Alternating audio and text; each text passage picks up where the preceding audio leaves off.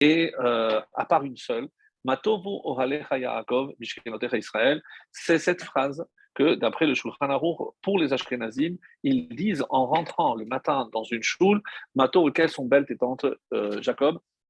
Nous, les séfarades, on n'a pas l'habitude de citer cette phrase pour la bonne raison qu'on a ce qu'on appelle à la fin de la tfila les Eser Zechirot. C'est les 10 souvenirs. Alors, c'est à la fin de la tefila et je vais vous lire rapidement ce qui est dit parce que, et il est tiré de la Haftara de Micha qui va avec la parashat de Balak, qu'on a un devoir de se souvenir de ce que Balak et Bilham ont essayé de faire. Et c'est pour ça que pour nous, les séfarades, à la fin de la tefila, il y a ce qu'on appelle Hare Anima Amin, donc les articles de foi, les 13 articles de foi, etc. Et ensuite, ce qu'on appelle les Eser Zichronot, les 10 rappels. Alors, il faut se dire que pour les Ashkenazim, ils n'ont que 6 rappels et Balak ne fait pas mention, ne fait pas partie de ces rappels. Alors, nous, on dit on s'apprête à accomplir le commandement des 10 souvenirs. Shechayav Adam Niskor Bechol qu'un homme est tenu de faire tous les jours. Et quels sont-ils? La sortie d'Égypte, le Shabbat, la manne, l'action de Amalek, Mahamad HaSinaï, ce qui s'est passé au Sinaï, et Mashéik, s'il faut voter dans la Kadosh Baruch Hu Bamidbar ou Biftat Baegel, le souvenir de la faute du Vaudor, et la septième,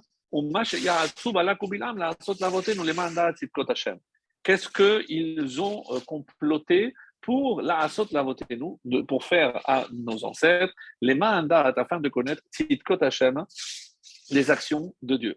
Et ça fait allusion à ce qui est rapporté dans le texte, ce qu'on a vu par le passé, que la force de Bilham résidait en ce fait qu'il connaissait le moment où Akadosh Baruch Hu se mettait en colère.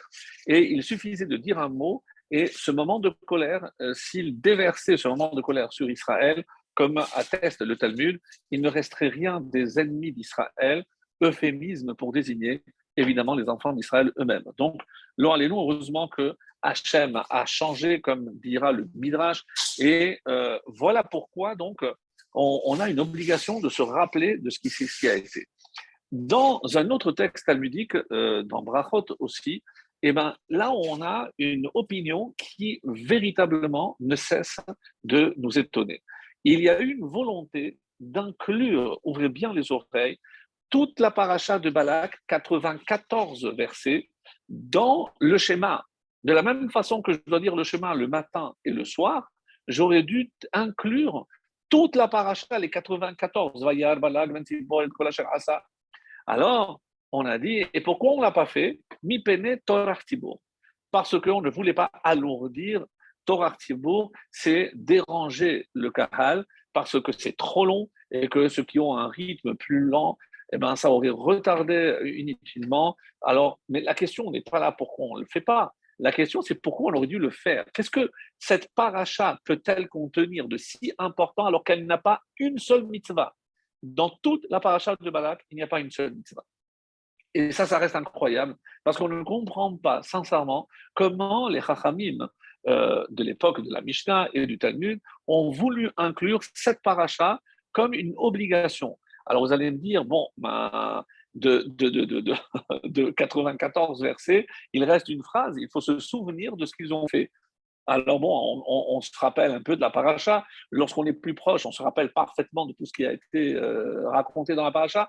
Mais là encore, on est très étonné. Mais comment ce texte a-t-il mérité de faire partie de la tfila du matin et du soir? Ça reste incroyable.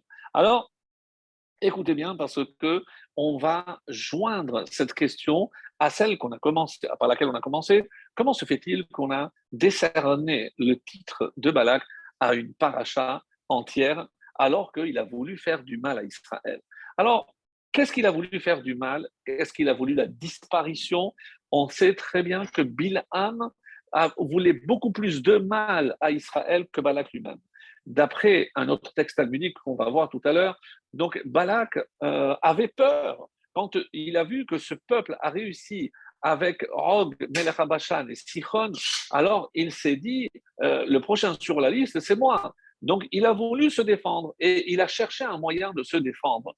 Alors, comme il savait que la force d'Israël était, comme c'est rapporté dans le Midrashim, une partie par Rashi, comme il savait que la force du peuple juif était dans la bouche, alors il fallait que quelqu'un, alors, qui pouvait s'opposer à celui qui est représenté par le soleil. Donc, il a dit, ben, c'est le soleil des nations. Et même si ça nous paraît étonnant, mes amis, mais vous savez que c'est une règle qu'on a citée souvent, à savoir que Zé bara Elohim. Dieu a créé toujours un équilibre dans tous les domaines. Dans le domaine du bien, comme l'inverse, et s'il y a le jour, il y a la nuit, etc. Mais s'il y a un Moshe, donc il fallait aussi le pendant de Moshe pour les nations, et celui-ci n'était autre que Bilham. Et Balak le savait parce que il est dit que Velokam be Israël que Moshe, donc au sein même du peuple juif, il n'y a pas eu comme Moshe, mais en dehors, oui, et c'est Bilham. C'est très étonnant d'imaginer qu'il y avait un homme avec un tel pouvoir comme Moshe, comme que Bilham. Tout ceci afin de dire que, regarde, moi j'ai donné la névoie à Moshe et regarde ce qu'il a fait. Il a pris une horde d'esclaves et regarde ce qu'il en a fait, le peuple élu, un peuple pour lequel ça valait la peine de créer le monde. Regarde Bilham, j'ai donné la névoie et pourquoi il l'a fait? Pour se débaucher lui-même. Comme en témoigne le Talmud, il ne faisait pas que monter sur son ânesse, mais vous imaginez le pire, et c'est ça. Et donc, et regardez ce qu'il a fait avec la névoie, il voulait faire du mal à ce peuple, justement, qui représentait Dieu sur terre. Donc, il y a d'autres textes aussi, on nous dit, regardez la différence avec David, par exemple, qui a mis tout son argent pour le temple, et ou le roi Salomon. Et en face, qu'est-ce que nous avons? Donc, David, qui va tout faire pour mettre sa richesse au service d'Israël et du temple. Et nous avons un autre homme aussi qui sera très riche, Haman, et qui fera tout pour détruire encore le peuple juif. Vous verrez que chaque fois qu'il y a une force qui s'oppose, c'est pour s'attaquer à Israël. Ainsi, Shlomo, lui, il va comme roi qui a construit une résidence pour Hachem, et il y a un roi aussi qui a un grand mérite chez les nations. Oui, même si ça nous choque, c'est Nabucodonosor, Nebuchadnezzar, et on dit qu'est-ce qu'il a fait avec sa grandeur? Il a détruit justement ce que le roi Salomon avait construit. Donc on voit cette opposition, ce contraste qui est rapporté par les Midrashim, où on voit clairement que tout ce que Israël fait d'un côté, eh bien, il y a une force qui essaye de le défaire, de le déconstruire, et ça c'est notre histoire tout au long de l'exil, comme on peut bien imaginer. Alors, pour revenir donc à cette question, qu'est-ce qui s'est passé? Comment imaginer que c'est une paracha qui aurait pu faire partie du texte liturgique de la tfila, tous les matins et tous les soirs? Alors, si c'est vrai qu'on a dit qu'il n'y a pas une seule mitzvah, mais qu'est-ce qu'il contient véritablement, ce passage? Alors, un roi qui a peur, qui va contacter quelqu'un qui a des pouvoirs de devin et autres, et il va payer une forte somme pour faire du mal, pour se protéger. Et est-ce qu'il cherchait la destruction d'Israël? Les avis, en tout cas les Chachamim, sont clairs là-dessus. Balak ne voulait pas la destruction d'Israël. Ça, c'est clair et net. Donc, on ne pourra pas attribuer à Balak cette volonté-là. Autrement que, comme les Chachamim diront, il a eu simplement peur. Et devant la peur, ben, il a usé de tous les moyens qui étaient à sa portée. Donc, ça, c'est par rapport à ce qu'on peut dire sur Balak. Mais un texte magnifique nous dit que parmi les textes que Moshe a écrits, il y a le livre de Job, ça c'était connu, et on dit la paracha de Balak. La paracha de Balak, on veut bien savoir, mais c'est toute la Torah qu'il a écrit, Moshe Rabbeinu. Oui, mais vient nos maîtres nous dire qu'il y a une différence entre toutes les parachiotes de la Torah et celle-ci. Vous avez bien entendu. Il y a un détail que ne contient que cette paracha de Balak et que je ne trouve nulle part ailleurs. Depuis la création de l'homme, il ne s'est rien passé sur cette planète sans qu'il y ait des témoins. Tout ce qui est rapporté dans la Torah depuis Bereshit, c'est vrai, avant, l'homme n'était pas créé, donc les premiers jours de la création, on n'a pas de témoins, certes, mais nous avons l'homme qui arrive et le Shabbat, on vient témoigner sur ce qui justement s'est passé les 6 jours de la création. Pourquoi? Parce que quand moi je respecte le Shabbat, je suis en train de témoigner que effectivement c'est Hachem qui a créé le monde en 6 jours et que le septième il s'est arrêté. Donc quelque part je témoigne, mais je n'étais pas là. Depuis donc le début de la Torah, il n'y a pas un seul événement où il n'y a pas eu d'homme pour témoigner de ce qui s'est passé. Par exemple, au Matan Torah, alors on sait que Matan Torah, ben, il y avait 3 millions de personnes qui ont témoigné, 600 000 hommes entre 20 à 60 ans, mais la traversée de la mer Rouge, tout ce qui s'est passé dans le désert. Donc il y a eu des personnes qui ont raconté, qui ont transmis, et à la fin, le livre d'Evarim, où Moshe parle à l'ensemble du peuple avant de quitter ce monde. Donc toutes ces paroles ont été entendues par tout le peuple, et donc on ne peut pas dire, ah, donc maintenant, je comprends qu'il y a une différence avec cette paracha. Pourquoi pour Balak c'est différent? Parce que qu'est-ce qui se passe? Ça se passe à l'extérieur du campement d'Israël et il y a un roi qui va chercher Bilham. Qu'est-ce qu'ils sont en train d'ourdir comme plan? Je n'en sais rien. Moshe n'avait pas d'espion pour savoir ce qui était en train de se dire. Donc, comment on peut témoigner de ce qui s'est passé? Et on dit, ça, c'est pour ça que cette paracha est particulière. Et particulière dans quel sens, mes amis? En quoi ça nous touche? Et je trouvais que c'est un enseignement tellement beau, parce que vous savez que la Torah, c'est clairement dit, que Davar Tzilva le Elef d'or. La Torah a été donnée pour 1000 générations. Mais combien de générations on a attendu pour la recevoir? De Adam jusqu'à Moshe, 26 générations. Mais comment? Si d'un côté on dit que le monde ne peut pas tenir sans Torah, et que comme il y a eu 26 générations sans Torah, comment expliquer cela? Alors d'abord, on dit que sachez que la Torah était déjà prévue 974 générations avant la création du monde. Tat Kaf Dalet. Donc c'est Tataf Taf Tav Kuf Dalet. Bon, d'accord, ça je veux bien comprendre. Mais comment le monde a-t-il tenu alors qu'il n'y avait pas, comme je l'ai dit, de Torah? Alors on nous dit, il y a un psaume que le roi David a écrit qui s'appelle le Hallel Agadol. C'est celui qui répète 26 fois d'ailleurs, qui Leolam Chasdo. Et il y a un passage, c'est le 4e, je crois, les Ose Niflaot Gedolot Levado. Alors, pour plus de précision, parce que je sais que vous aimez la précision, donc je vais vous donner, je crois qu'ici, on marque le numéro du Teilim. Voilà, c'est marqué ici, je l'avais prévu ici. Alors, c'est le psaume 136. C'est le psaume 136, Rodou Lachem Kitov Kidolam Chasdo, et c'est la 4e. Leosen Niflaot Gedolot Levado Ki Leolam Chasdo. Si je traduis, à celui qui réalise Niflaot Gedolot, de grandes merveilles, Levado, tout seul, Ki Leolam Chasdo, car sa bonté est éternelle. Qu'est-ce que ça veut dire Levado? Parce que cette merveille, il les fait tout seul. Mais pourquoi il aurait eu besoin d'aide, Hachem? Mais il est Kol Yachol, il est tout puissant. Pourquoi on précise qu'il fait ces merveilles seul? Je n'aurais pas imaginé autrement. Mais c'est une pensée de Avodah Zarah d'imaginer qu'il y a quelqu'un avec Hachem ou qu'il a besoin d'aide. Donc, d'avoir pensé à Adam Arishon que peut-être l'arbre a précédé, et c'est parce que Hachem a eu cet arbre avant qu'il est devenu connaisseur du bien et du mal. Donc peut-être, c'est pour ça qu'on dit que cette faute, il y a aussi de la Avodah Zarah. Donc on ne peut pas imaginer que Dieu, l'évado, dont on sait qu'il est unique. Mais qu'est-ce que ça veut dire qu'il fait les merveilles seul? Et là, j'ai entendu une explication vraiment merveilleuse. Qu'est-ce que ça veut dire qu'il fait seul les grandes merveilles? Seul, pas qu'il les réalise seul. Il est le seul à savoir que ces merveilles ont eu lieu.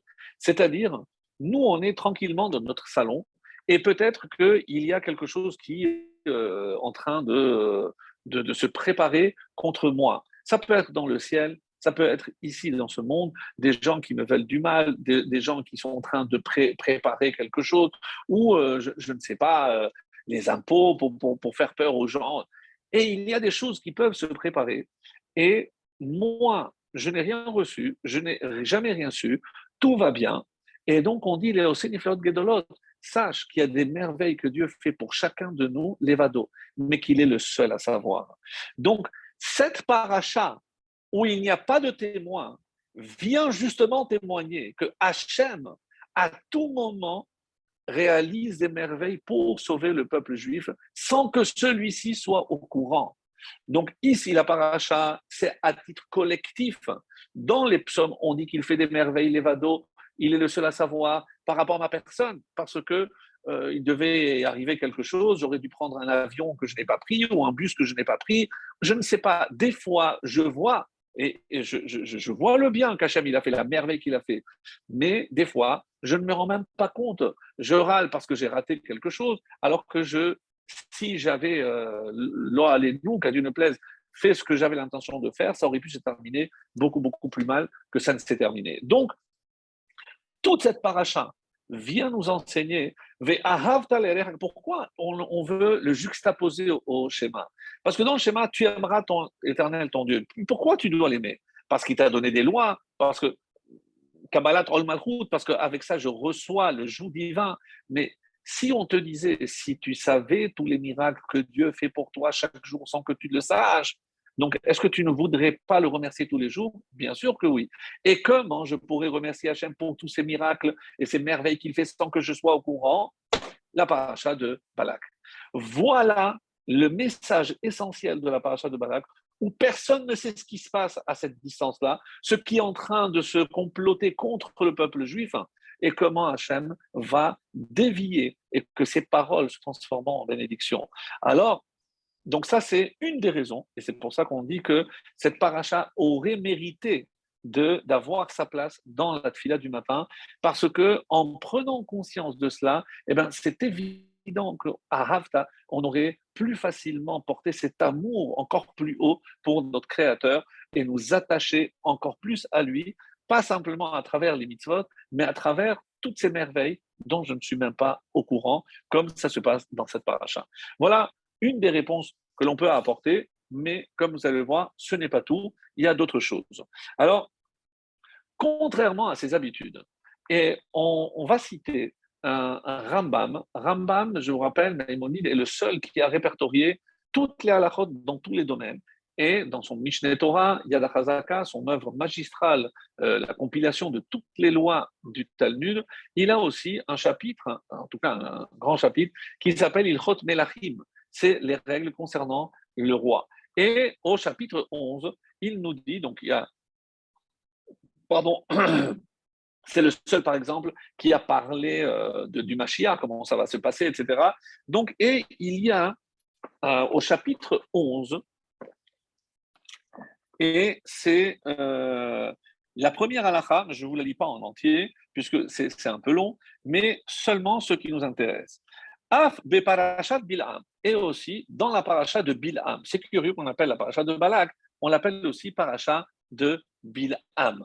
Dans la paracha de Bil'am, Ne'emar Vesham Navo Bishne Ameshichim. Et sache que dans cette paracha, ben, il est question de deux messies, deux Meshichim. Bemeshiach Harishon, Shehu David. Vous avez bien entendu. Le premier messie est considéré, c'est David le roi. Shehoshi a Israël Miad Tzarehem, parce que c'est celui qui a réussi à libérer le peuple du joug de toutes les nations qui nous entouraient en s'installant finalement à Jérusalem, qui deviendra, comme vous le savez, la capitale et le siège du temple que son fils construira. Ou Meshiach Acharon. Mais il est aussi question dans notre paracha du Meshiach Acharon, du dernier Messie. Chez Yahamod Mibanav, qui descendra parmi ses descendants, chez Moshiach et Israël, Miad Ben Esav, et c'est celui qui nous libérera entièrement et complètement de la main de Esav. On parle évidemment du Messie que nous attendons tous impatiemment. Veshamor et alors après, il nous cite plusieurs versets, donc je ne vais pas tous les traduire, mais pour que vous compreniez qu'il réussit à faire rentrer dans toutes, et ça fait partie des bénédictions dans les propos qu'il parle, et on nous dit, par exemple, je prends quelques exemples, Omer, Er'enu velo ata, donc je le verrai, mais pas tout de suite, ça c'est David. Ashurenu velo karov, je vais l'annoncer, mais c'est pas tout proche, c'est qui? Zemelech HaMashiach. Et comme ça, il y a plusieurs versets. Dalar Kochav mi Yaakov, donc c'est l'étoile de Yaakov, c'est David, parce qu'on l'a déjà vu. Vekam Shevet Israël, mais se lèvera une tribu d'Israël, Zé Amelech HaMashiach. Et comme ça, donc, il cite plusieurs versets dans notre paracha où tantôt on parle de David et tantôt on parle du Mashiach. Donc, si pour plus de détails, vous pouvez aller voir. Et il termine Vekarkat kol beneshet ze melech hamashiach sheneemar bo umashlu beyam madian ve'aya edom yeresha David sheneemar vatehi edom le David la'abadim ve'aya yeresha se'ir oyevav ze hamelech hamashiach sheneemar ve'alu Moshe be'al Sion lishpot et ha'resav. Donc, et il apporte des versets à l'appui et surtout tous les versets qui sont tirés du texte de notre paracha, pour montrer qu'il est question. Alors, c'est très intéressant de savoir que c'est la seule paracha où il y a tellement d'allusions au Mashiach. Et un autre point assez important, même si pour nous en Israël, cette année, ce n'est pas le cas, parce que lorsque l'année est embolismique, mais on béret, donc il y a 2 Hadar, ça, du coup, on ne peut pas le faire, mais ce sera le cas chez vous, en dehors d'Israël, où Balak est généralement lu avant ce qu'on appelle les 3 semaines.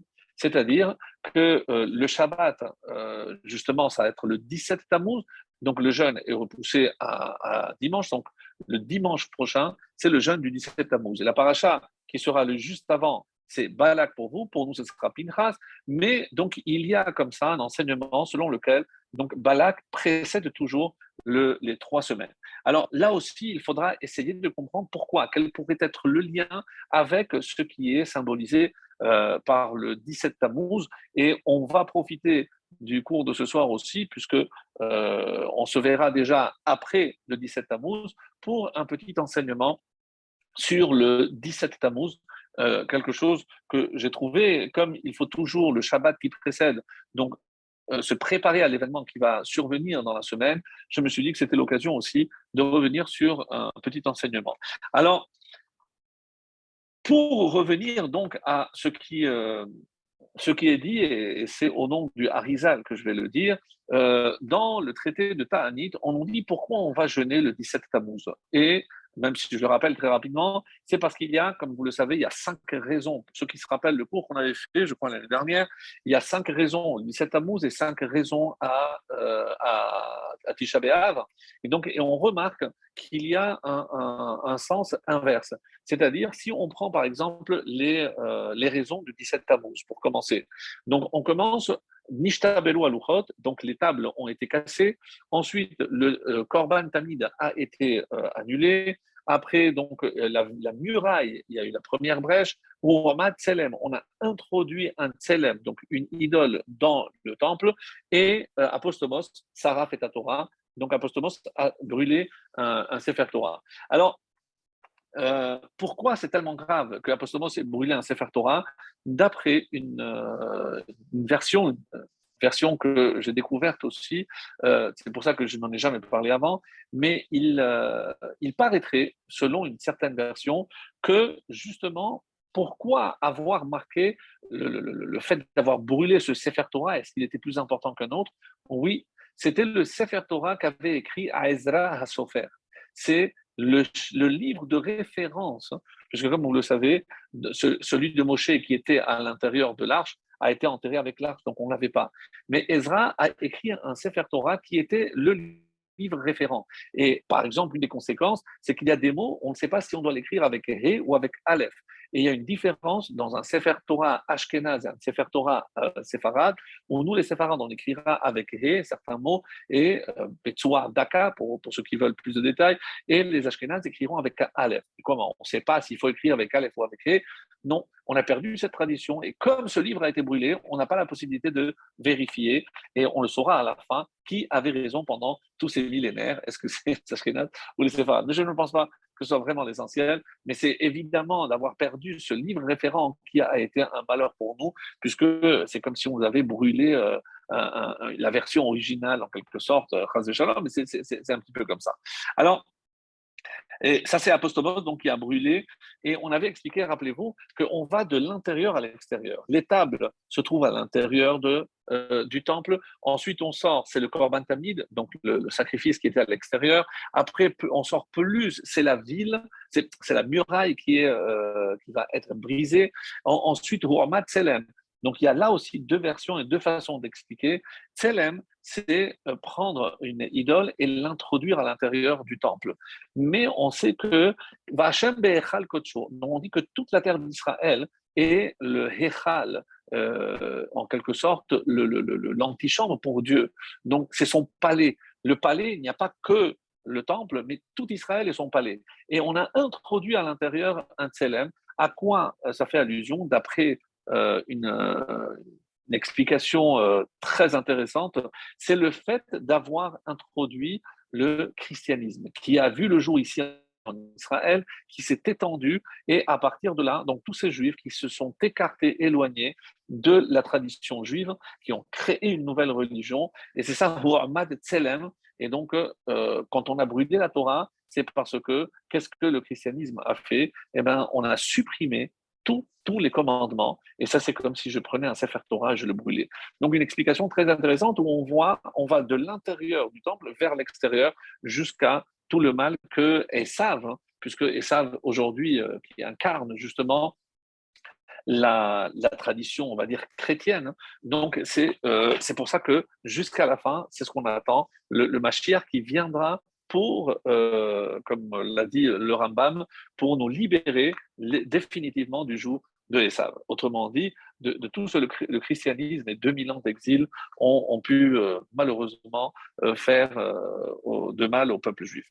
Alors, maintenant, le Harizal nous dit quelque chose de magnifique et on ne peut jamais parler de quelque chose d'obscur sans apporter la lumière évidemment de la Torah, la lumière de la Chassidoute, du Zohar. Et ici, en tout cas, c'est le Harizal qui nous fait découvrir quelque chose de magnifique.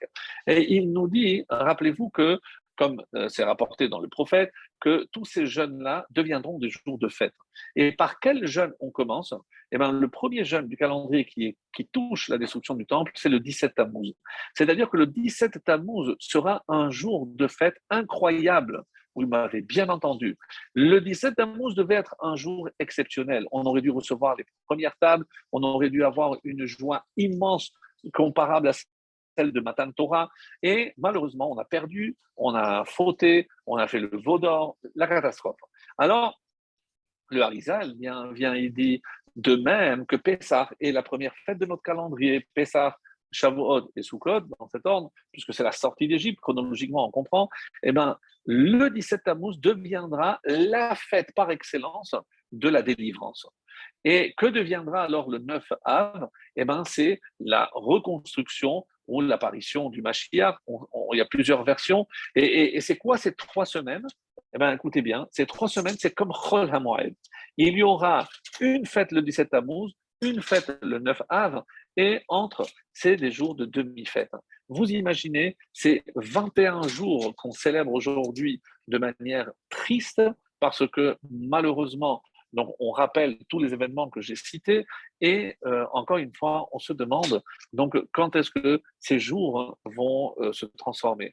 Pour ceux qui s'en souviennent, il y a un sage grec qui avait demandé est-ce que si je te donne un œuf, est-ce que tu peux me dire si la poule était noire ou blanche? Qu'est-ce qu'il a fait, ce sage? Il est allé dans son frigo, il a apporté un morceau de fromage. Est-ce que tu peux me dire que le lait qui a servi à fabriquer ce fromage, est-ce qu'il vient d'une brebis noire ou d'une brebis blanche? De la même façon. Alors, ça, encore une fois, c'est un code, mais ce qui est caché ici et que les Chachamim m'expliquent d'une manière très belle, je ne comprends pas ce peuple. Comment on peut passer de 21 jours de fête à 21 jours de deuil? Parce que si vous comptez depuis Rosh Hashanah jusqu'à la fin de Sukkot, Hoshana Rabbah, il y a exactement 21 jours. Et évidemment, les 3 semaines qui vont depuis ce dimanche-là, de 17 Tammuz jusqu'à là, il y a aussi 3 semaines. Comment on peut savoir? Alors, qu'est-ce qu'il a dit? Il apporte un seul fromage. Il lui a dit non. Vous n'avez pas compris l'égoïme. C'est que ce que vous percevez comme quelque chose de mal, c'est quelque chose qui sera aussi du bien. C'est-à-dire, on n'a pas 21 mal et 21 bien, tout sera du bien. Et c'est à la lumière de ce que le Harizal nous révèle ici. Évidemment qu'on comprend. Mais ce qui reste un peu difficile, d'après les différentes explications, c'est pourquoi le 17 Tammuz est marqué par justement l'avènement ou l'événement de messianique. Et là, c'est un Khatam Sofer magnifique qui nous donne un détail extraordinaire qui n'est pas forcément écrit partout. Et il devait avoir certainement ses sources, mais et ça va nous relier tout de suite avec cette paracha et vous allez comprendre pourquoi on est, on est en train d'expliquer pourquoi la paracha de Balak, elle doit précéder le 17 Tammuz. Alors, qu'est-ce que dit le Khatam Sofer? Il nous dit que, est-ce qu'on connaît la date de mariage de Ruth et Boaz? Alors, vous allez me dire, c'est pas marqué en tout cas dans le texte, et on nous dit que c'était l'El Shiva Asar. C'était la veille du 17 Tammuz. Donc, qu'est-ce qui s'est passé? On sait que la veille du 7 Tammuz, quand on dit l'El Shishi, donc on sait que, ou l'El Shevi'i, c'est juste avant. Donc, on dit que le 16 Tammuz, Ruth a été reçue par le rabbinat, on a validé, excusez-moi de parler comme ça, mais on a validé en quelque sorte sa conversion, et donc on pouvait procéder au mariage. Donc on a fait le mariage dans la foulée, donc c'était déjà, on a entamé le 17, et on sait très bien que Boaz va mourir donc le 17 Tammuz. Alors, mais on n'a pas dit que c'était un jeûne pour cette cause-là. Mais qu'est-ce qui s'est passé? On sait très bien que Boaz avait eu le temps de laisser Ruth enceinte. C'est-à-dire que le 17 Tammuz, c'est la conception de la lignée davidique par Ruth. Vous avez saisi la force. C'est-à-dire que ce 17 Tammuz, pourquoi il était censé être un jour de fête? Parce que c'est le début du Mashiach, c'est le début de la délivrance. Donc, qu'est-ce qui va se passer? Donc, on sait très bien qu'elle va tomber enceinte et qu'elle va voir Oved, Oved va voir Ishaï, Ishaï David. Donc, là, l'arrière-grand-mère du roi David. Alors, maintenant que je sais que d'où elle vient, Ruth, c'est la petite fille de qui? De Balak. Balak a eu Eglon, et Eglon est le papa de Ruth. Donc, incroyable, mais vrai. Donc, si on parle de cette paracha et que Balak a mérité un titre pareil, c'est parce que malgré tout, il y avait dans ses gènes quelque chose de tellement positif qui va faire que de lui descendra Ruth. Beaucoup de commentaires se posent la question, mais quel était le mérite extraordinaire de Balak? Et encore pire, quel était le mérite de Eglon? Pour comment Eglon a eu le mérite d'avoir une perle comme Ruth, la grand-mère de David Ameller.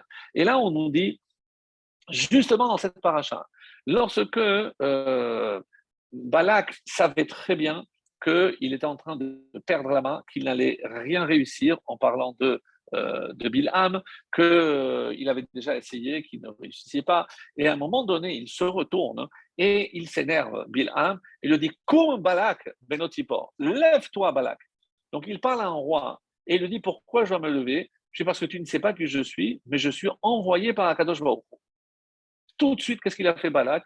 Il s'est levé. Donc, il s'est levé. Qui a vu cela? Eglon. Eglon, le fils de Balak, a vu son père se lever devant un représentant d'Hachem. Lorsque, et c'est rapporté dans les textes, Ehud ben Gera viendra annoncer à Eglon, le fils de Balak, le papa de Ruth, je viens des Aldevar, comme c'est dans le verset qui dit, Devar Hashem li elecha, j'ai une parole de Dieu pour toi. Qu'est-ce qu'il a fait Eglon? Il s'est tout de suite levé. D'où il a appris qu'il faut se lever lorsque on vient avec un message d'Hachem, ben, il a appris de son père. Et pour la petite histoire, on dit que Eglon était extrêmement, extrêmement gros. Il était très, très, très, très gros et qu'il avait besoin d'aide pour se lever tellement il était obèse. Et il n'a pas hésité, lorsque justement on a parlé de Dieu, parce que par le mérite de Balak qu'il a transmis à Eglon, eh ben, voilà comment Ruth est apparue par ce mérite qu'ils ont fait. Donc, on a vu quelqu'un d'autre aussi, Nebuchadnezzar, qui a marché trois pas et demi, quand il y a un émissaire qui devait partir pour Jérusalem, et ils avaient mis pour le roi, et après, ils avaient mis Dieu après. Il a arrêté pour dire qu'il fallait mettre Dieu avant.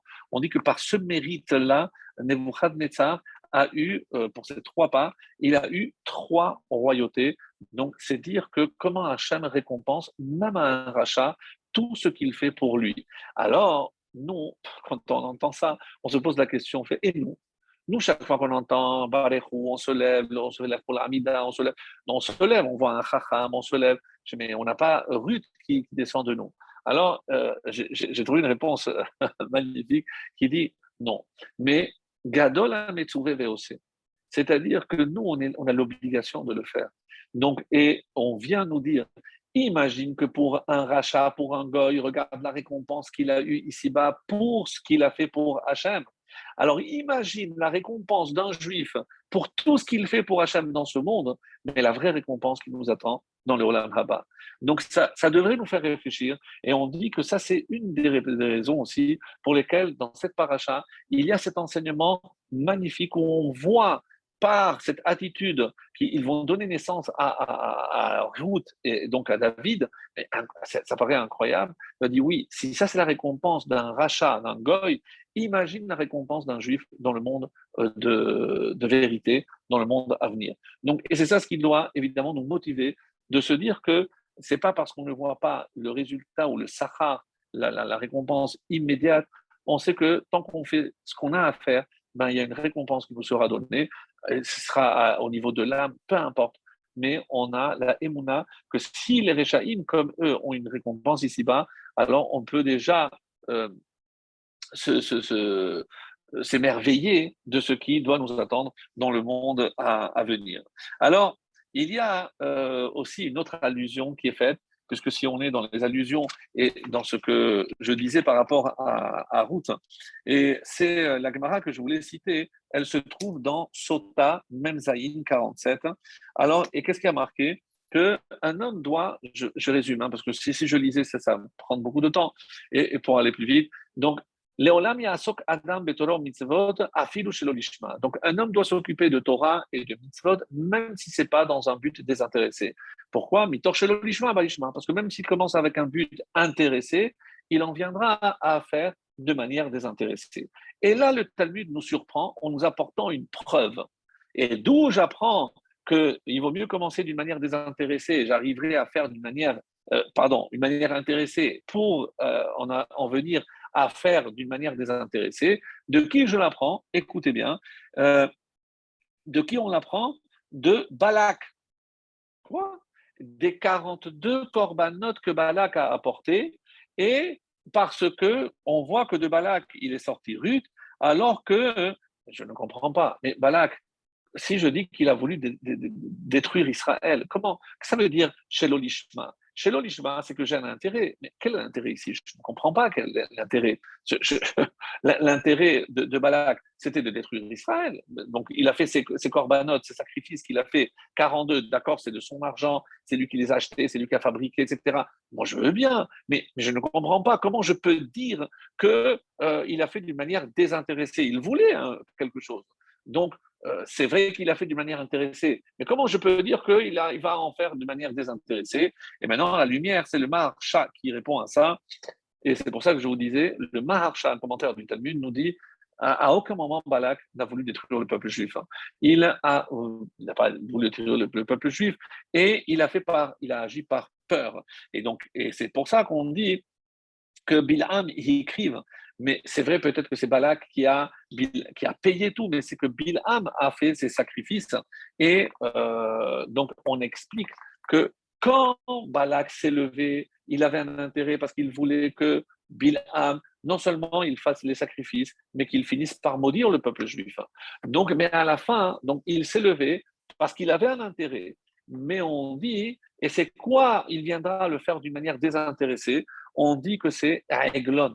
Parce que son fils, lui, n'avait rien à gagner. Quel était son intérêt? Il a juste compris que c'était un envoyé de Dieu, et il n'a pas posé de question si j'ai un intérêt ou pas d'intérêt. Il s'est levé tout de suite.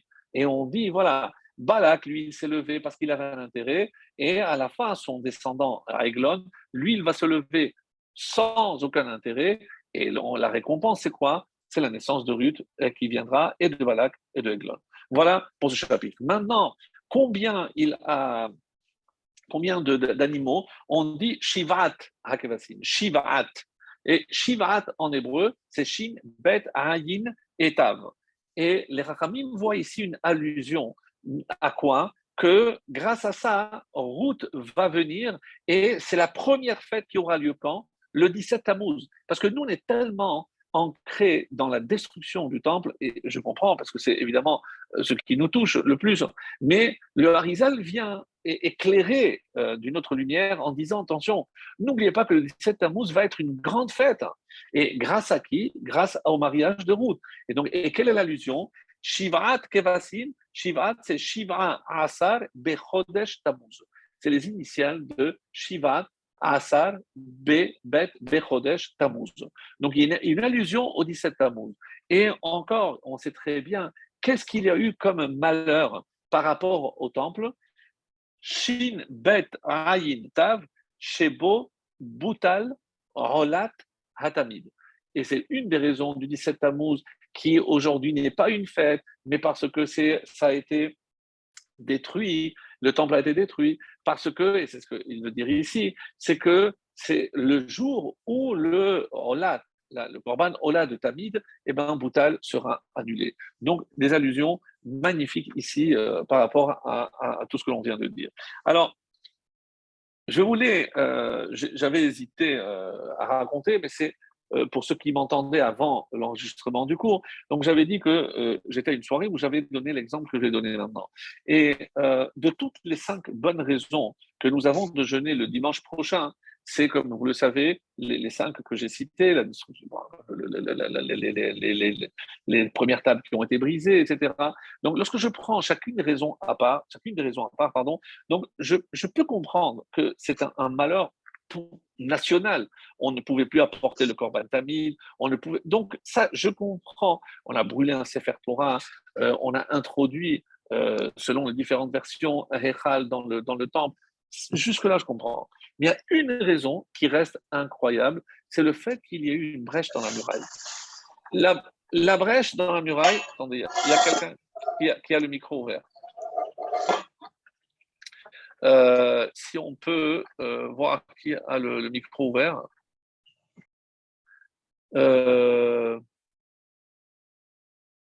Bon, apparemment.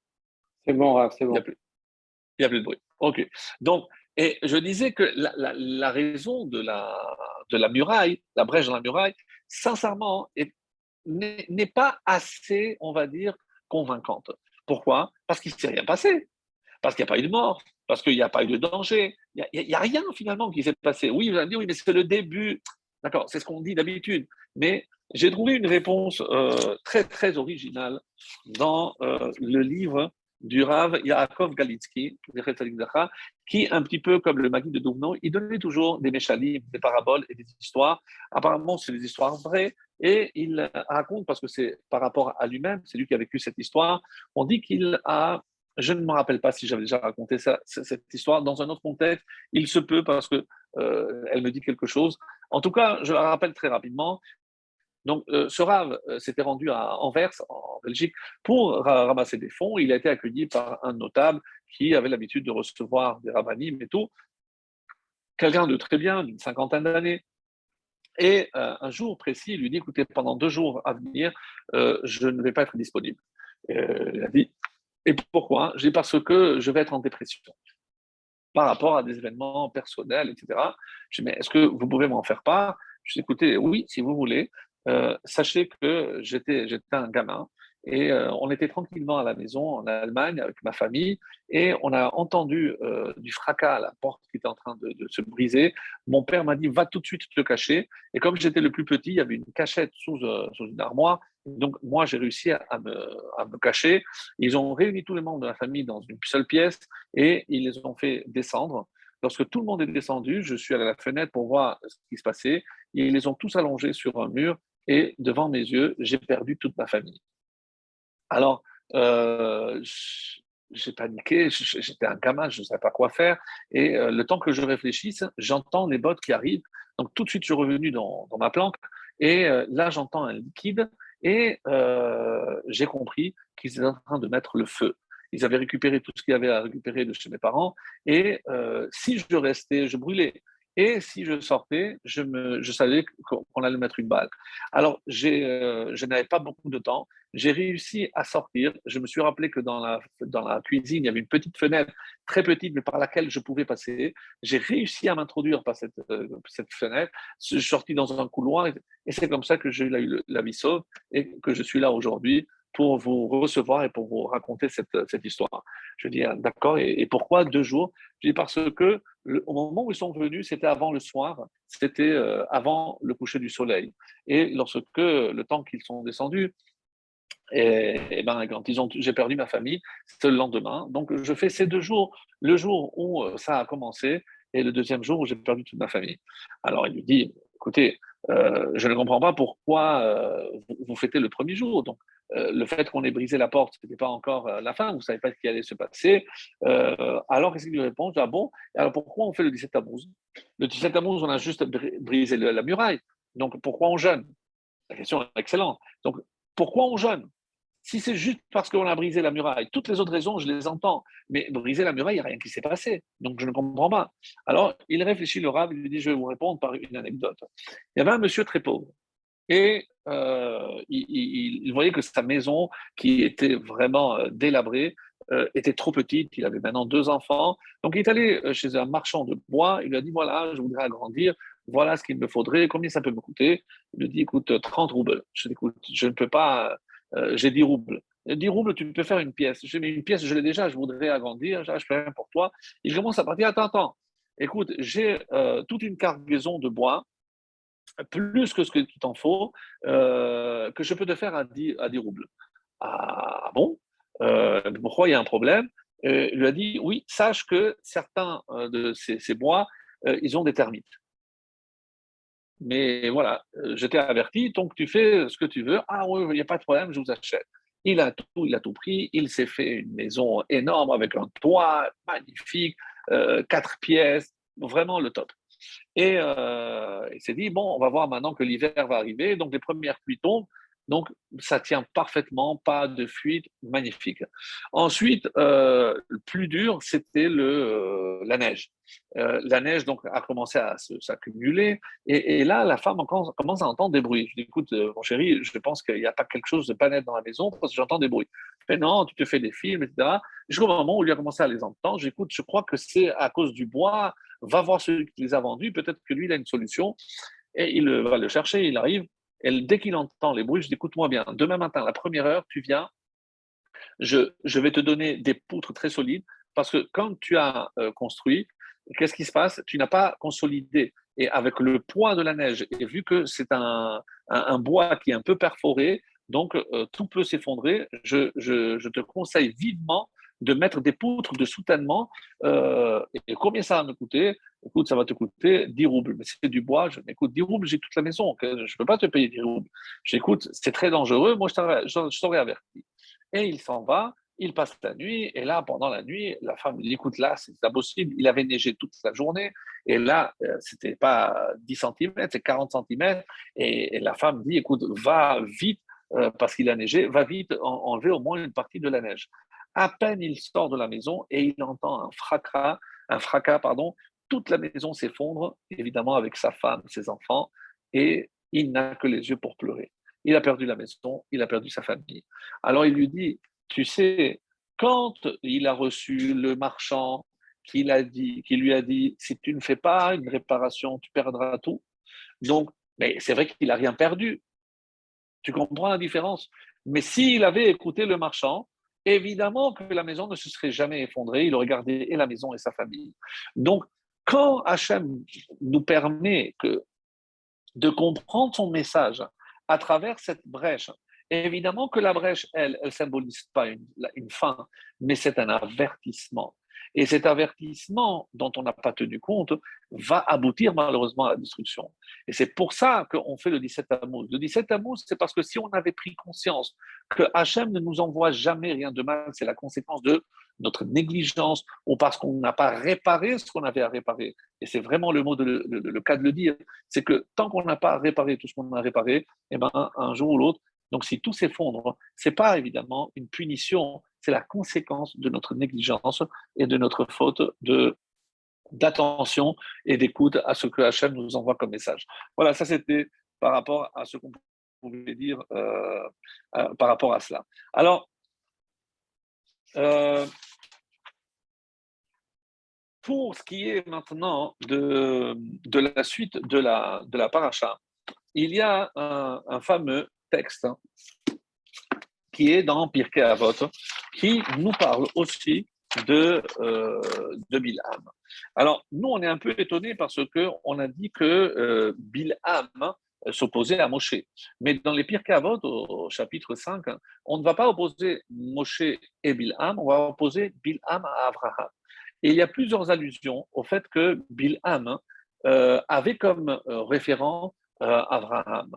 Par exemple, lorsqu'il va prendre son ânesse, qu'est-ce qu'on va dire? Vayachavosh. Ah, et qu'est-ce qu'Hachem lui dit? Sache qu'il y a quelqu'un qui t'a devancé, c'est Abraham. Donc Abraham, lui, il a fait tout seul, mais c'était pour aller faire ce que moi je lui ai demandé. Toi, je t'ai demandé de ne pas le faire et tu as été.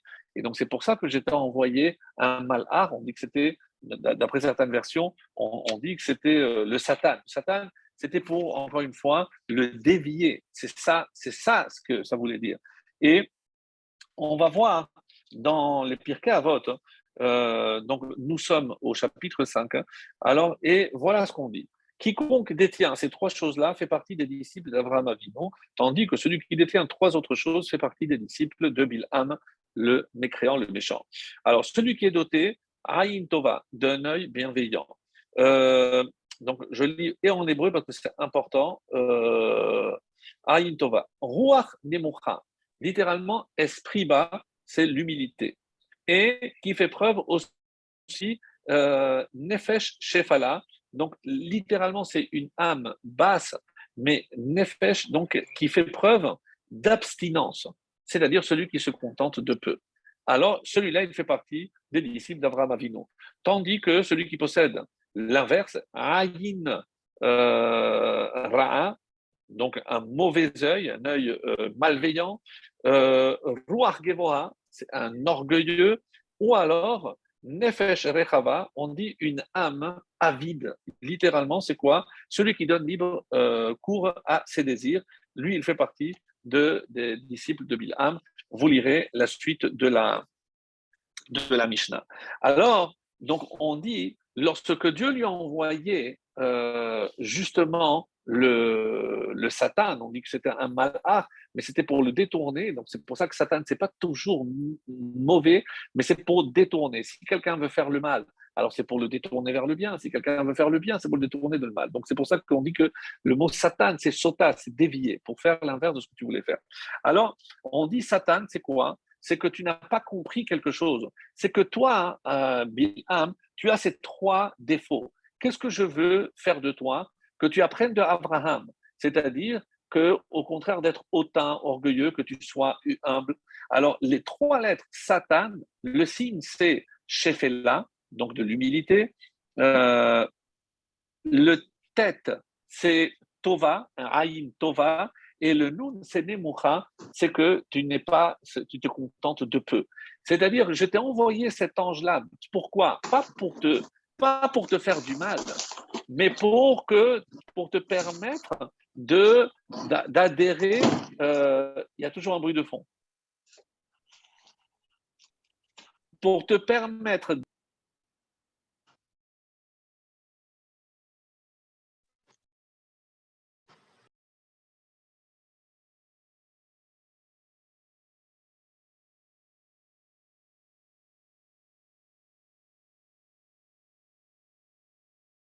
Attends, réactiver le son. Vous m'entendez mieux maintenant? Vous m'entendez? Oui, c'est bon. C'est bon, c'est bon. Alors, c'est bon. Oh, super. Alors, on dit c'est pour ça que avec qui et Bilham et Abraham il partait, on dit qu'il prenait Shne Ne'arim. Ne'arim, on dit c'est le singulier, c'est Nahar. Et qu'est-ce que c'est quoi les initiales de Nahar? Écoutez bien, parce que c'est toujours lié à notre Pirkei Avot. Nahar, le Nun, c'est Nefesh, donc Nefesh là. Le Ayin, le Ayin, c'est le Ayin, Ayin Tova, et le Resh, c'est Ruach, Ruach Nemucha. Donc, le Nar, avec quoi Abraham se déplaçait? Avec ces trois qualités. Et Bilham, lui aussi, il avait Nahar. Donc, il avait Nefesh, le Ruach et le Haïn, mais l'inverse d'Abraham. Alors, c'est ça ce qui est très beau, parce que c'est véritablement, on voit que même dans les petits détails des lettres, c'est incroyable. Et on dit, parce qu'il y a quelqu'un qui pose la question, oui, mais pourquoi on dit Neharim? Alors, pourquoi il prend deux? Parce que lorsqu'on commence à faire quelque chose pour Dieu, eh ben, on a en fait, on a potentiellement les deux possibilités. Et c'est pour ça qu'on dit que Nahar, donc un jeune bar mitzvah, donc il a la possibilité soit de faire partie des disciples d'Abraham, soit de faire partie des disciples de Bilham. Et l'enjeu, évidemment, vous comprenez que c'est qu'est-ce qu'il va ou comment il va se positionner par rapport. Est-ce qu'il va se contenter de peu ou il va au contraire beaucoup voir. Donc l'œil donc malveillant, parce que si lui il a réussi, pourquoi moi je ne peux pas réussir, etc. Donc ça dépendra finalement de lui. Et c'est ça ce qu'on vient de nous enseigner ici, mes chers amis. C'est que c'est donné entre les mains de chacun. Et la différence, c'est que regarde, soit tu peux être Abraham, un disciple d'Abraham, soit l'inverse, c'est pas que tu es libre de faire. Non, que l'inverse de ce que je t'ai donné, c'est un disciple de Bilham. Il n'y a pas d'autre choix, il n'y a que ces deux possibilités. Et c'est pour ça que Neharim, c'est deux. C'est que soit pour le bien, soit pour l'inverse. Donc, mais c'est ce choix, c'est toi qui va le faire. Donc, il y a aussi un lien très intéressant qu'on peut faire avec la Haftara, puisque la Haftara que nous lirons est tirée de Micha, et à la fin, Ma Hashem Doresh Mimecha. Qu'est-ce que Hashem il demande de toi? Donc, bon, c'est une question tellement difficile. Qu'est-ce que Hashem il te demande? Il te demande beaucoup de choses. Mais le prophète Micha a résumé en trois. Asot Mishpat, faire le bien. Ahavat Chesed, aimer le bien, la bienveillance. Et Hatzne Alechet im Hashem Elokecha, et marcher discrètement avec Dieu. Alors, vous verrez que c'est pas très très évident comme traduction, parce que on ne sait pas exactement, il y a beaucoup d'avis qui sont prononcés, mais qu'est-ce que ça veut dire Hatzne Alechet? Marcher avec pudeur. Ça parle de quoi? Parce que est-ce que c'est une halakha? Par quoi ça se traduit? Alors, je vous lis ici le commentaire que j'ai. Qu'est-ce que l'Éternel exige de toi? De pratiquer la justice, d'aimer le bien et de marcher humblement avec ton Dieu. Donc, l'Hatsanéa ici, c'est lié à l'humilité, c'est marcher humblement.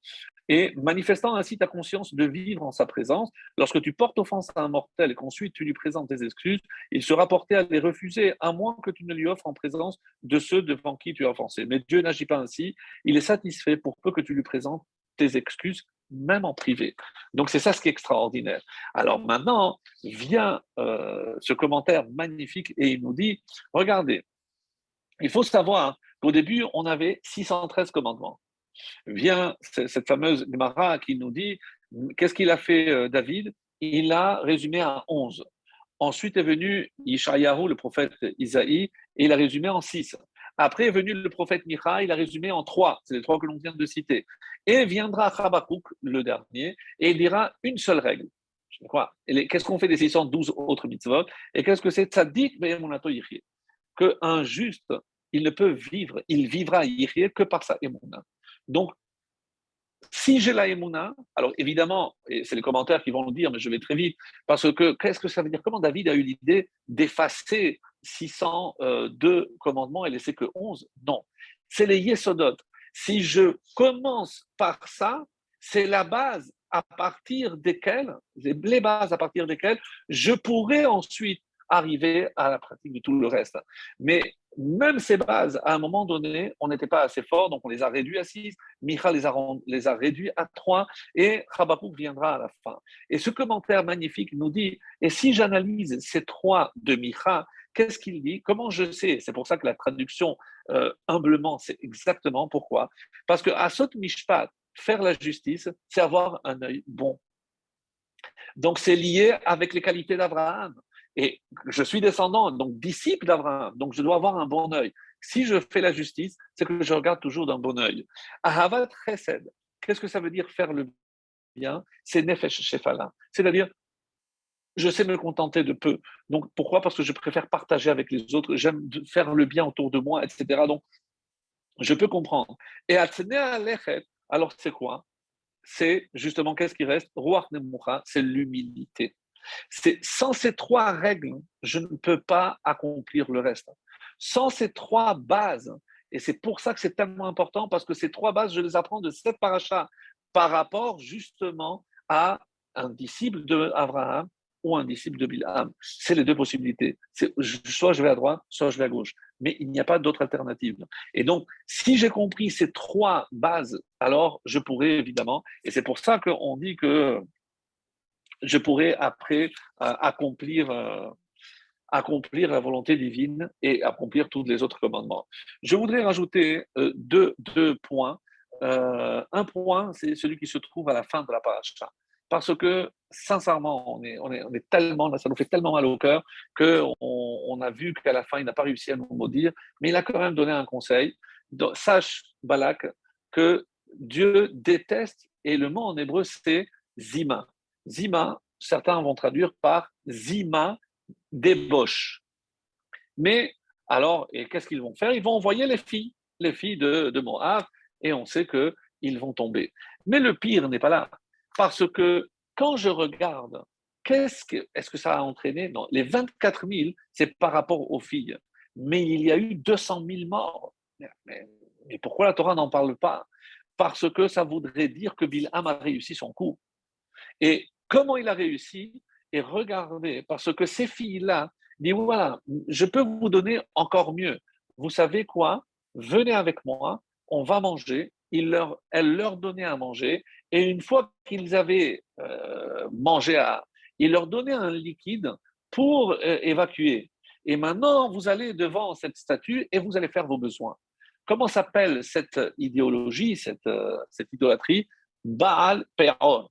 Peor, ça vient de parois, c'est, on aurait dit en anglais, nos limites. Il n'y a aucune retenue.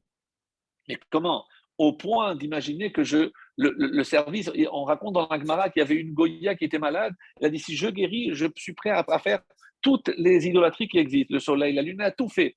Et quand elle est arrivée à Baal Péor, elle a dit, voilà, maintenant tu vas manger, qu'est-ce que je dois faire après? Voilà, tu vas faire quelque chose, ça va pas moi faire des besoins, mais c'est quoi je ne peux pas. Donc une Goya a refusé.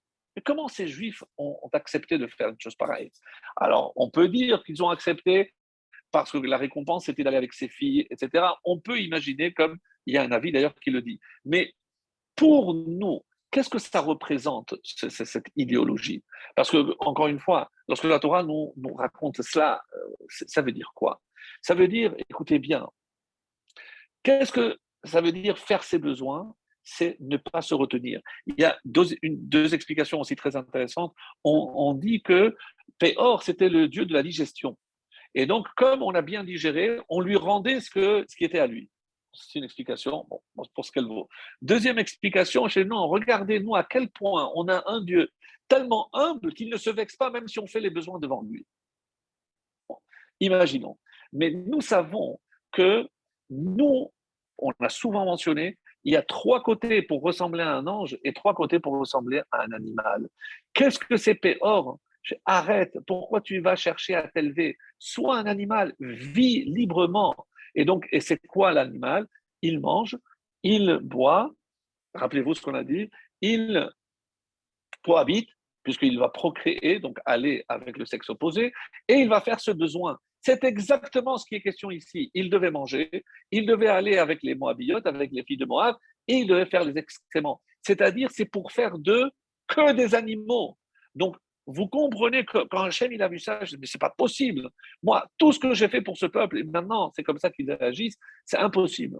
Et par quoi ça se traduit? C'est-à-dire, comment aujourd'hui je peux imaginer, qu'est-ce que c'est le mot zima? Zima, mes chers amis, c'est la retenue.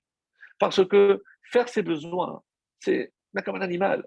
Mais aujourd'hui, c'est pas peut-être faire des besoins, mais quand on voit des jeunes s'enlacer et plus, c'est comme des animaux. Je dis qu'il n'y a pas de retenue, peut-être qu'on se dit, mais c'est quoi cette idéologie complètement barbare? Non, c'est imaginer qu'aujourd'hui, quand je ne fais pas d'efforts pour me retenir, mais dans tous les domaines, et essentiellement les trois dont on a parlé, si je me laisse aller et que je cherche l'orgueil et que je veux le mal pour l'autre, etc., mais c'est une façon de Baal Péor, parce que c'est sortir ce que ce qui est mal, c'est-à-dire ce dont je n'ai pas besoin.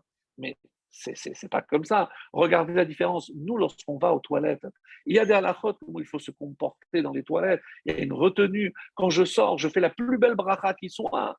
Non, c'est une façon de remercier Hachem pour la merveille qu'est le corps. Mais qu'est-ce que ça veut dire? Et c'est ce qui a attiré. C'est que c'est vrai que la Torah impose des contraintes. Et que malheureusement, qu'on le veuille ou non, quand on a envie de se libérer des fois de ces contraintes, eh ben, c'est pas parce qu'on va faire ses besoins. Mais qu'est-ce que ça veut dire en français, faire ses besoins? C'est je fais ce que moi j'ai besoin de faire. Donc, pas ce que Hachem. C'est exactement, regardez, même dans l'expression faire ses besoins, c'est que moi j'ai besoin de faire le samedi matin mes courses, mais je vais faire les courses. Oui, mais c'est pas possible, ça rentre pas dans le cercle d'un juif. Tu ne peux pas te comporter comme ça. N'allez pas imaginer. Ou alors, aujourd'hui, parce qu'un homme a envie d'aller avec un homme, ben, c'est mon besoin, qu'est-ce qui me retient? Pas de retenue. Ça, c'est le zima. Et c'est ça ce qui est dit ici. Et c'est ça, malheureusement, cette idéologie, parce que c'est plus, on n'appelle pas ça une idolâtrie, mais l'idéologie, elle reste, elle se maintient. Et on arrive à la conclusion. Parce que j'ai trouvé que c'était une des plus belles conclusions. C'est par rapport à ce qui est dit lorsque l'ânesse ouvre la bouche. La vérité, c'est qu'on est surpris. Une ânesse qui parle, c'est incroyable, un miracle. Je dis, ben non, la vérité, c'est quand on voit tellement d'ânes aujourd'hui qui prennent la parole. Donc, sincèrement, aujourd'hui, c'est pas étonnant qu'une ânesse parle. Bref, donc, blague à part. Maintenant, lorsque je regarde, elle ouvre la bouche pour dire quoi? Vous savez que à 3 reprises, il a frappé. Très intéressant aussi, pourquoi la première fois, il y avait un chant. Donc, tant qu'il y avait le champ, donc l'animal et le malhar s'est placé devant, donc l'âne a marché dans le champ. Donc après, il y avait une paroi là, une paroi là. Donc l'ange s'est placé devant. Donc qu'est-ce qu'elle a fait, l'ânesse? Elle s'est collée d'une paroi pour passer. C'est là où elle a blessé Bilam. Et la troisième fois, c'était tellement étroit, elle pouvait aller à droite, à gauche. Donc elle s'est laissée tomber et c'est là où elle a pris la parole la troisième fois qu'on a parlé. Il y a beaucoup d'explications, une plus belle que l'autre. Très rapidement, la première, c'est Abraham. Pourquoi? Parce que Abraham, Isaac et Jacob. Abraham, donc lui, il a eu et Ismaël et tous les enfants de Ketorah. Donc tu veux maudire, lui dit l'ange, eh ben, tu vas pas tout droit parce que là, tu touches pas Israël. Si tu veux maudire, maudis tous les autres descendants d'Abraham, ça ne me dérange pas. Donc va vers le champ et voilà, tu as le champ libre, c'est le cas de dire. Lorsque il y a de côté, à droite et à gauche, c'est Yitzhak a eu Yaakov et Esav. Alors qu'est-ce qu'il a dit? Non, tu ne peux pas toucher Yaakov, mais si tu veux maudire, va maudire Esav. Donc il se colle vers le côté de Esav. Donc, et là, il passe. Et arrive donc Yaakov, le troisième. Yaakov, tous ses enfants sont des tzadikim. Là, tu ne peux pas avancer, tu ne peux pas toucher. Là, la seule solution, il se couche parce qu'il ne peut pas avancer à Yaakov. Donc, ils sont bénis. Il ne peut pas toucher les descendants de Yaakov. Donc, une très, très belle explication. Mais là, ce que je voulais dire, c'est le langage utilisé par l'ânesse. Mais asit illacha, qu'est-ce que j'ai fait? Kihikitani, ze shalosh regalim. C'est parce que ça fait déjà, donc on est au verset 28, le verset 28, c'est ça. Alors, qu'est-ce que je t'ai fait pour que tu m'aies frappé à 3 reprises? Et là, le mot utilisé, c'est regalim. Pourquoi on ne dit pas péramim? Regalim, alors Rashi, le premier qui relève évidemment qu'ici il y a quelque chose, Ze shalosh regalim, ramazlo, une allusion. Comment tu as l'idée d'éradiquer une nation qui fait 3 fêtes par an? Quel rapport? Quel rapport avec les 3 fêtes? Alors, je sais qu'il y a un rapport par rapport à ce que j'ai dit, par rapport à l'explication, c'est Abraham, Isaac et Yaakov. Mais que représente chacune de ces fêtes? Et c'est ça ce qu'on va dire, parce qu'on revient encore au Pirkei Avot. Et regardez comme c'est beau. Parce que qu'est-ce qu'on doit s'éloigner? Donc, c'est ce que Avot disait. L'œil pervers, l'esprit arrogant et donc ne pas de retenue donc donner libre cours à sa volonté. Donc Qu'est-ce qui a marqué au chapitre 4, la Mishnah 28, aussi dans Pirkei Avot? Il y a trois choses qui font sortir l'homme de ce monde, qui sont Kin'a, Ta'ava et Kavod. Donc, il n'y a pas marqué celui qui agit comme ça, Dieu le sort. Non, tu te sors tout seul. Ces trois choses te font sortir. Quelqu'un qui est jaloux, il ne sera jamais content avec ce qu'il a, donc il ne peut même pas profiter de ce monde. Et ça, c'est un œil mauvais, un œil pervers.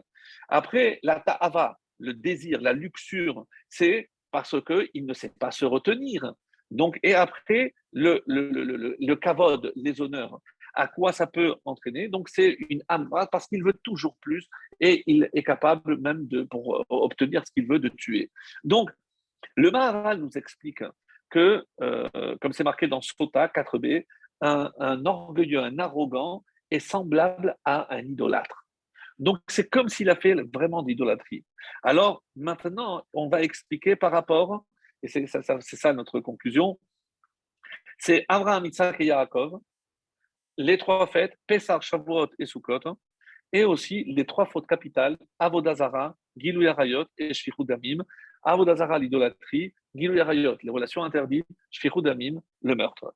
Donc, qu'est-ce que symbolise la fête de Pessah, pour commencer? Pessah, c'est évidemment, c'est la Avodazara, parce que c'est le moment où on a pris ce mouton pour le sacrifier, c'est quelque part, c'est pour éradiquer la Avodazara. Et qu'est-ce qu'il faut pour se soumettre? On dit un esprit humble. Et c'est quoi le contraire? C'est l'arrogance. C'est l'arrogance peut amener à la Avodazara. Et ça, c'est Abraham qui a lutté contre ça. Shavuot. Shavuot, c'est évidemment recevoir la Torah. Et on dit, comme Rambam l'explique, celui qui a des mauvaises pensées, qu'est-ce qu'il doit faire pour lutter contre ces mauvaises pensées, des pensées de luxure, bien sûr? Eh bien, il remplit de Torah. Donc, par exemple, un détail, rappelez-vous que c'est qu'avant de recevoir la Torah, on s'est séparé des femmes. Donc, il y a une connexion. Et donc, c'est pour mettre un terme à notre désir. Et sinon, à quoi ça peut amener? Forcément, des relations interdites, Gilou Yarayot.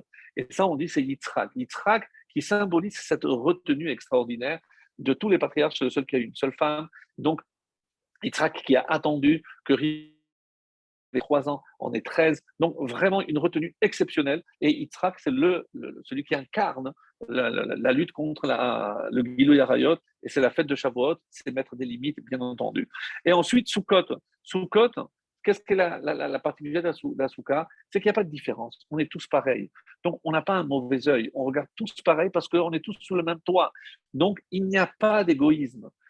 On partage, on va tous se mettre ensemble comme les arbres minimes. Et s'il n'y a pas d'égoïsme, il n'y a pas d'envie, il n'y a pas de meurtre. Et c'est qui a réussi cela? On dit que c'est Yaakov, qui a réuni toute sa famille, qui a réuni tous ses descendants. Et c'est lui qui a lutté. Donc, comment on répare ces trois fautes? Regardez comment ça revient inlassablement. Et c'est ça les Shalosh Regalim. Donc, quand Adam et Chava ont fauté, ils ont entraîné ces trois fautes. La Avodazara, comme on l'a expliqué par rapport à l'arbre, Shfichut Damim, on a introduit la mort, et Gilou Yarayot, parce qu'on dit que Chava est allé avec le serpent. Donc, ces trois fautes nous pourchassent, nous poursuivent. Donc, tant qu'on n'a pas réparé définitivement ces trois fautes, et c'est pour ça qu'un juif doit plutôt se laisser tuer que de transgresser, parce qu'il est venu là pour réparer. Donc, si c'est pour les transgresser, ils vont mieux mourir. Tu n'as pas de raison d'être ici. Donc, Abraham, Yitzhak et Yaakov ont renoué le contact avec Hachem, et ce contact, par quoi il passe aujourd'hui? Par les trois fautes, par les trois fêtes qui viennent réparer les fautes de Pessah, Shavuot et Sukkot, qui seront là jusqu'à qu'on ait réparé entièrement, et après on passera à d'autres fêtes, comme on l'a expliqué, du 17 Tammuz et le 9 Av, qui deviendront Be'ezrat Hachem, les fêtes les plus joyeuses de notre calendrier. Très très bonne soirée à tous.